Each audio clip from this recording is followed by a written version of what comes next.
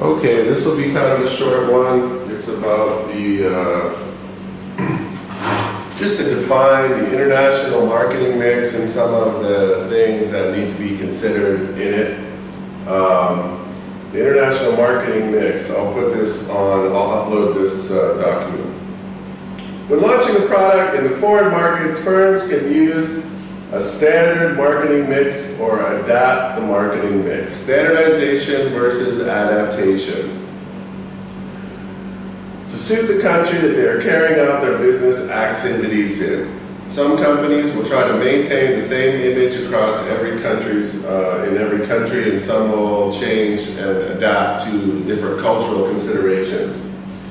This article, blah, blah, blah. Okay, product management. Here you can see it says standardized versus customized. International marketing mix, product. Basic marketing concepts tell us that we will sell more of a product if we meet the needs of our target market. So understanding your target market is the same research, the same research process. In international markets, this will involve taking into consideration a number of different factors, including the consumer's cultural background, religion. So for example, you can't eat beef in India, so that means that McDonald's has to sell burgers that are just chicken. Buying habits and levels of personal disposable income. In many circumstances, a company, and keep that in mind about buying habits, we'll talk about that again in a couple minutes. In many circumstances, a company will have to adapt their product and marketing mix strategy to meet the local needs and wants that cannot be changed. McDonald's is a global player. Maybe their French fries are standardized, maybe some of the elements of their branding are standardized for every culture, but their products probably have to change. Their burgers are adaptable to local needs. In India, where a cow is a sacred animal, their burgers contain chicken or fish. In Mexico, McDonald's burgers come with chili sauce, even though they don't come with it in the U.S. Also, we don't have ketchup on pizza in the U.S., but in Vietnam, they love to have ketchup on pizza, which is weird. Coca-Cola, in some parts of the world, they change their flavor to have more or less sugar than they would normally have, depending on the taste of the country. The arguments for standardization state that the process of adapting a product for local markets doesn't really do much except add to the cost. I would argue that it probably does a lot more than that. And it says that it weakens their global brand. It depends. If you do it smartly, it won't. In today's global world where consumers travel more, they watch satellite television, communicate and shop internationally over the internet, go through airports, etc., they say the world is smaller than it used to be. And because of this, why should they have to adapt? They say brands like MTV, Nike, Levi's are all successful global brands that standardize their approach, and there's no reason to change. So both strategies, standard and customized products, can work just as well. So that's the first consideration: product, adaptation, or standardization. Promotion. In the same way, community standards are going to be different in each country that you're going to enter the market. So some countries you'll be able to advertise in kind of a crazy way. You can have alcohol advertising and make it seem fun, but in other countries you can't have any alcohol at all. So it depends on that culture, and you have to be very careful that you don't offend. That you don't make offensive statements or slogans or make something that's a mistake. There's tons of examples of adaptation that fail. As with international product decisions, an organization can either adapt or standardize their promotional strategy and message. Advertising messages in countries may have to be adapted because of language, political climate, cultural attitudes, and maybe religious practices. For example, a promotional strategy in one country could cause somebody to become offended in another. Every aspect of the promotional detail requires research and planning, and probably you need somebody who's local to help you. So that's going to be an extra cost. Including elements like color. Some colors have different meanings than other countries.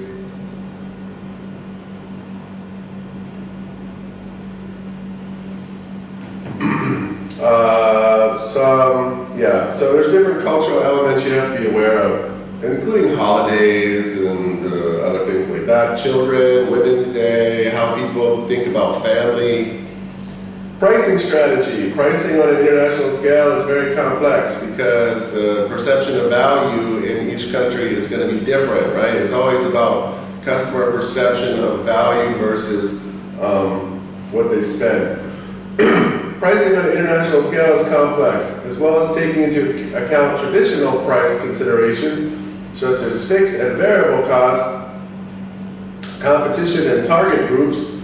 An organization also needs to consider, I think they don't have enough here, but they have to, the cost of transport. It may not be the same as your home country. You may have to pay some tariffs or customs that you don't know about. What's happening with exchange rates can affect your price. How much income level and the perception of the value of the product, of the target market. What currency or how people pay, what kind of payment method, and the economic situation, boom or bust, growth or recession.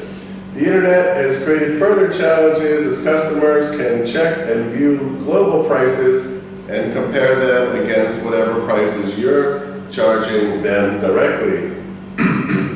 So if people sell online, they have lower fixed costs too. So you're competing with online sellers who don't have to pay for shops or different kinds of advertising or staff. So pricing can get very complicated. Place. The place element of the marketing mix is about distributing a product or service to the customer at the right place at the right time. Distribution in national markets, such as the UK, usually involve the typical steps of distribution, especially for mass market products that go from manufacturer to wholesaler, distributor, and then customer. But in an overseas market, there may be more parties involved because the goods need to be moved around in different ways. For example, in Japan, there are approximately 5 different types of wholesaler involved in the distribution chain. Japan is always more complicated. Businesses will need to investigate the distribution chains and shipping options for each country they want to operate in. So probably, for sure, you have to adapt. There's no way you can standardize a place approach for each country, except if you have like a Starbucks, like a shop kind of situation. So therefore, as a conclusion, you need to do the same research, you need to do a pest analysis, and you need to understand your customers and cultures that you're going to enter. So that's it for that. I will include that in the video. I did want to show this video, part of it, and it does a comparison between standardization and adaptation. And it's not bad. So how is the choice of the global marketing mix connected to the rest of the internationalization process? When an organization goes from marketing their products and services only on their home market to also target one or several foreign markets, we talk about an organization's internationalization process. The internationalization process starts with a choice of which foreign markets to target. We call this the market selection process. Secondly, we would decide on how to organize our entry to the foreign market.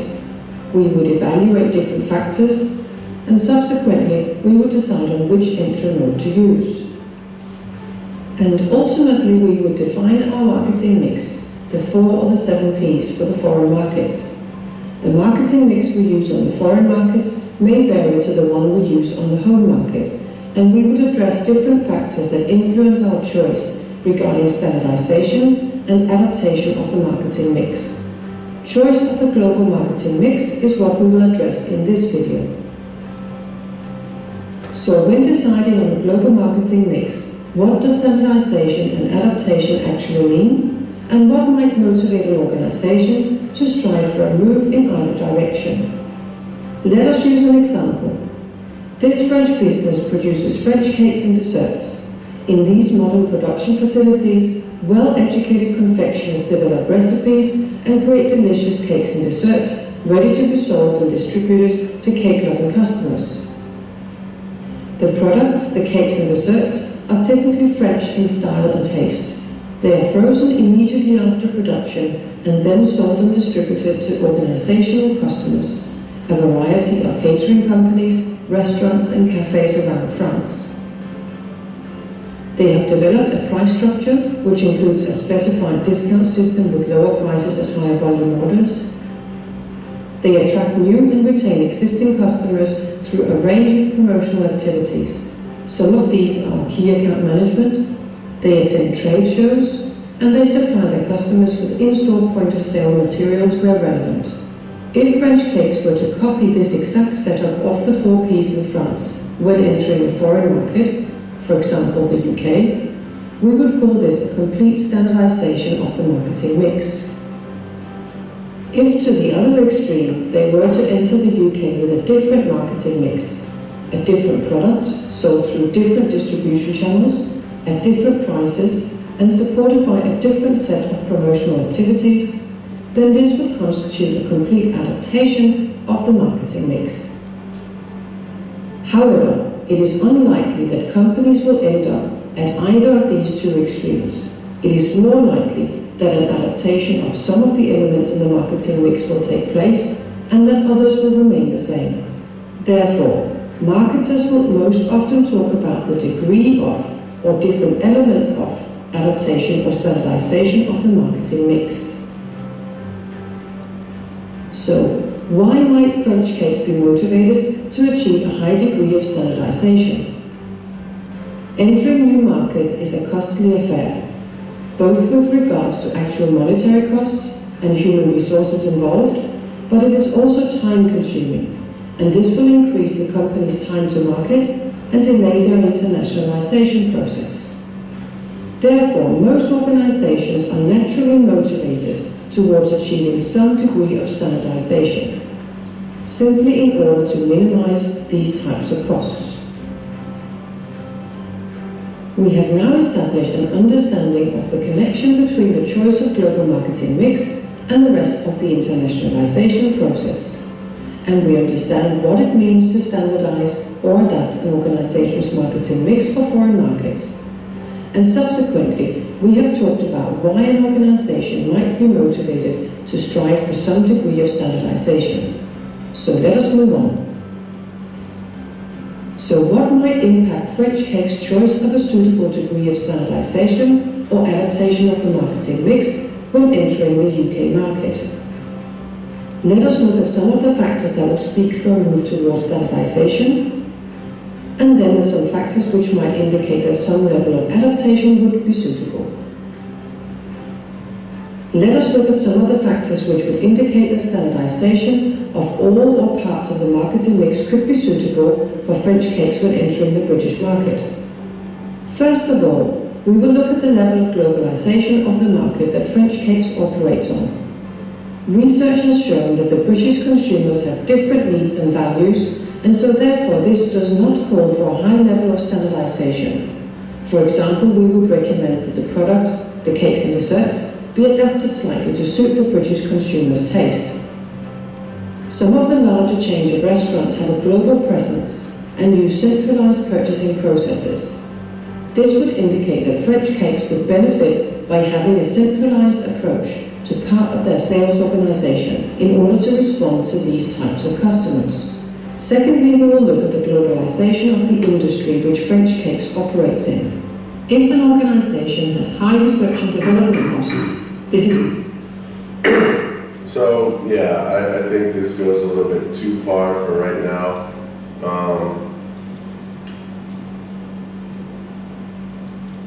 So basically they're looking at a few different factors. Are the consumers different? Do they have similar needs and wants? Are you offering them something like, if it's a luxury, fast food was a luxury in a developing country, and it's something you would go and do as a special occasion compared to just stuffing your face in a developed country. At a certain point, not so much now, but the consumers had different values and needs when they would go to that place. Do the customers use the same kind of style of buying? Do they have the same buying methods that they do in your home country? So if everybody in the US buys through Amazon, but in Vietnam they want to hold the product in their hand before they buy, you might have to think about the differences in how you sell. How much does it cost to change? How much research and development does it take in the new market to understand it? That's cost. Globalization of the competition. So how much of your competition is standardized? You can learn from your customers, you can learn from the market, and you can learn from your competition from what they do. So, and also you might ask the question, is your competitive advantage something that can be transferable to different cultures? So check your competitive advantage in your home country, and then see if that's something that can be, or else you'll have to develop a new one in the new country. So the last thing I'm going to do is show a little video about our friends at Oreo, and we'll look at Oreo here, and I'll set this for homework. I want you to talk about what their strategy was, or what they adapted, or how they adapted, or if they adapted, and what did they adapt to the Chinese market. Where's my Oreos? No, not this guy. No.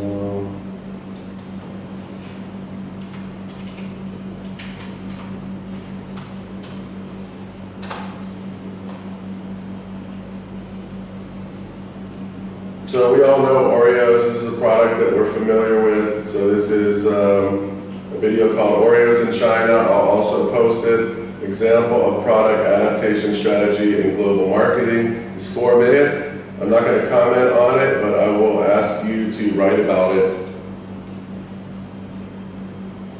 When you have an American classic like the Oreo, why change it?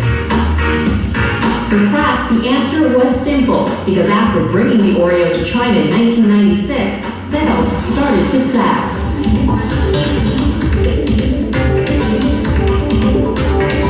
We started to do some research and said, I'm not sure everybody really likes this American version, which is quite sweet. So we started testing alternatives, and it took us a long time and a lot of prototypes because we were trying to get exactly the right balance. Lorna Davis heads Kraft China. She says remaking the Oreo helped double sales in 2 years and made Oreo the #1 selling biscuit in China. That first variation on the original, one that looks the same but is less sweet. And here's the biggest brick on the original, the Oreo wafer stick. We discovered that the wafer market was very, very big here in China, and we didn't have an offer in wafer. And consumers really liked Oreo, but actually they like wafers. So we launched this product, which is a chocolate-coated wafer, and it comes in a pre-packaged product like this.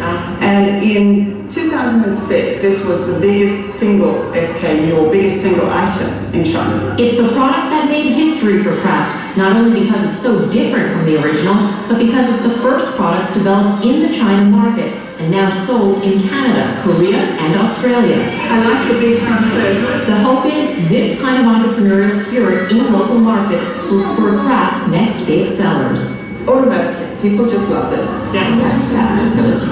说来有限，落马为止。感人感谢烛光，并祝你购物愉快。The chocolate Oreo may look different. It tastes like Oreo. Yeah, that says a lot for our R&D people because she managed to create a potent wafer product that still tastes like an Oreo. That's really impressive. From there, the number of variations grew. White chocolate-covered wafer sticks, a cookie lined with cream that can be used as a straw, and a super long wafer cookie. The wafer sandwich, so you can see it behaves exactly the same as an Oreo. You just have to take it apart, And of course, it's extremely dunkable. Kraft also came out with a smaller and more affordable pack of cookies. So one of the things we found was that there were many people in China who really liked Oreo, but their absolute available money at any time was not enough for a full pack of Oreos. A full pack of Oreos has about 70 US cents. So this pack is 35 cents, and it does particularly well in the second and third tier cities. So even that pricing difference, selling something for 35 US cents versus 70 US cents makes that much of a difference in sales. It's a very big difference. And to get consumers to try the new Oreos, a promotional blitz from in-store samples, which often result in immediate sales, to commercials that show consumers the traditional American way of eating Oreos. From twisting the Oreo apart and licking the cream to dunking it in milk, all of it foreign to the Chinese consumer. And what I think is important with Oreo is that the ritual is on the surface of it about cookies and dunking into milk. The reality is many people, even Americans, don't dunk it, but it's a moment of connection. It's a moment of fun between parents and children particularly. Up next, China's Internet Battle Royale. You may be surprised who's playing catch-up here. To the American viewer out there, the American investor, people has the pockets, it's got the experience, it's got the branding. Why isn't it a leader in China? The answer when we come back. Plus, find the American dream half a world away. A rare look inside Home Depot's push to get the Chinese to do it themselves. Made in China, the People's Republic of Profit. Awesome. The People's Republic of Profit. Okay, guys, so thanks. It's a short one today, and that's your homework. Tell me what you think about Oreo. What did they adapt to the market, the Chinese market? Okay, great. Have a good day.